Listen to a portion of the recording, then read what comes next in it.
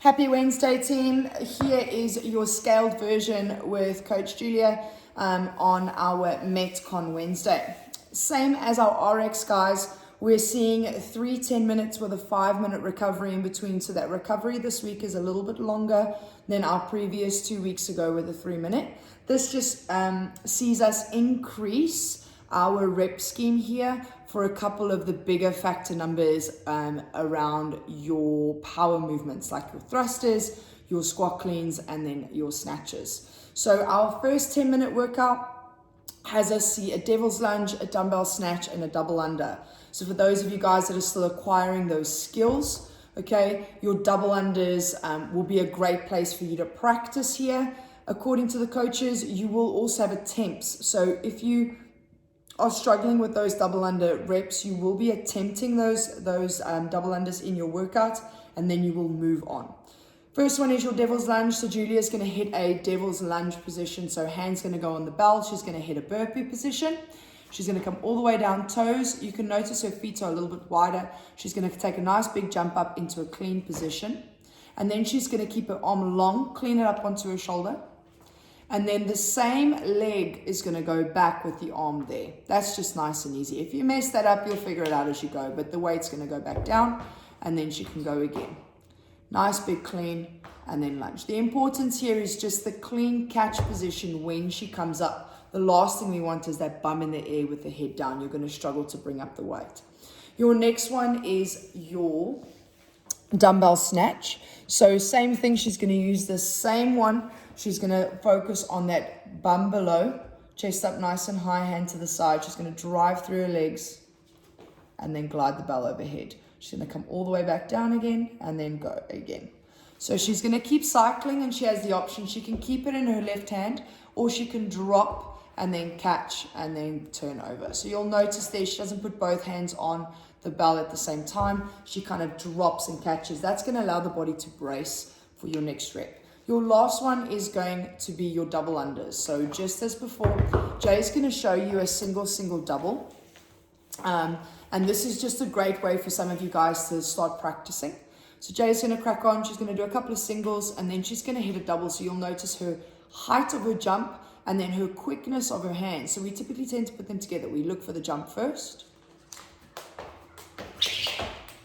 Amazing. So we'll do that again because it's so bloody quick. So she's going to do it once more. She's going to have that nice long jump. Notice her hands create that circle. And then the only thing that changes is the quickness and the smallness of the circles in her hands.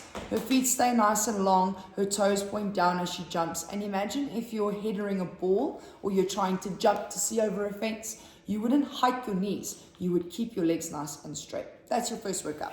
Second workout is 5 Turkish Get Ups, 10 dumbbell thrusters, and 20 sit-ups. If you did Zoom, you are sick and tired of a Turkish Get Up, but they are one of the biggest bang for your buck exercises. You'll notice Julia's got her hand and her foot up on the same side.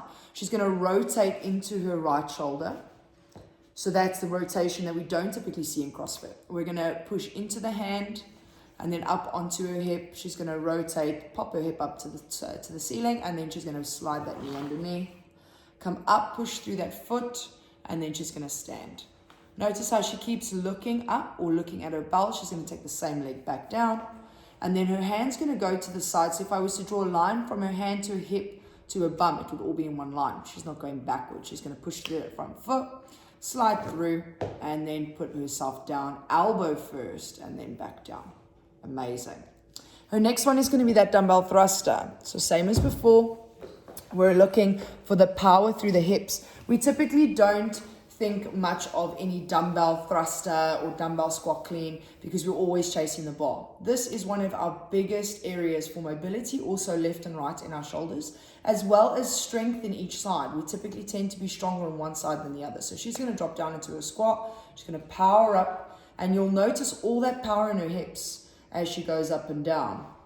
Down, big drive. She has so much pop in her hip that the bell just glides overhead, going once or twice more as she goes up and down. She brings the bell onto her shoulder before she hits the squat again. This is really important. If we were in a comp and you want it to go really quickly, that's fine. But the proficiency of the movement is more important than trying to win the WOD. What we're looking for is to eventually progress to the barbell, and you're going to get caught out if that bar comes down before, or your bar comes into you before your hips drop to the floor.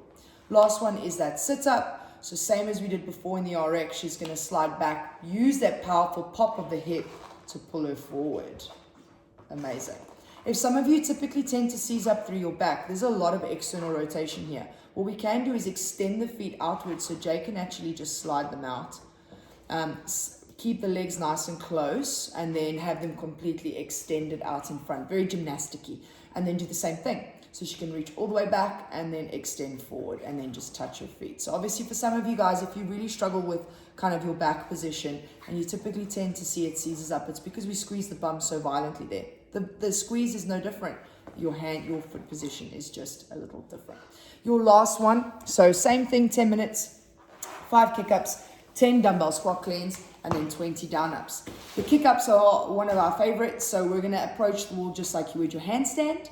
Jay's going to go into that nice and comfortably, so she's going to kick, touch, and then she's going to control herself back down again. She's going to kick once more, and you'll notice, and then back down. Jay doesn't put her hands above her head and push us down. She kind of, almost like she was going to dive. That's it. What we don't want to see is that quick push of the hands. And then if she does it one more time, notice her front foot as she kicks off. It's actually her front foot that creates the most amount of power. She pushes through that front leg and then comes up nice and controlled. Her next one is that dumbbell squat clean. So she's going to start with the dumbbell with one arm. Arm's going to stay nice and long right in front of her body. She's going to keep her arm long for as long as she can, and then she's going to pop her hip and pull the bell onto her shoulder. She's going to take a stand again, and she'll go one more time. So down, big drive, and down. You'll notice how she extends her hips first. This is one of the biggest takeaways that we have in weightlifting. This is what we're looking for as a weightlifting coach, okay? We want to be able to see that extension, and then we want to see that quick turnover with the bell onto us. What we don't want to see is my bum and my face in the same line. Okay, you might be able to do a couple more reps, but what you are going to find is just a mute hip, which means we're not going to get what we want out of the workout. Last one is a down up. It's one of my favorites. We have that toes in the floor, hands underneath us. You'll notice Julia's hand position there. If she goes again, can I get it? Can I get it? There we go. You can see that she's got like a little bit of a grip going on. This allows her to create tension in her upper back, which means that she's not just falling into her chest, and she's getting a really good workout through that upper chest as well. These workouts are 10 minutes long each, so they're going to be a nice sweaty workout. If you are looking to get a little bit more metabolic work from your workouts, these are great sessions to come to. So don't think that if you are doing the strength, you can't come. We can always just lessen the intensity, especially if you wear a heart rate monitor of some sort. But yeah, that's your scaled version, and we'll see you soon.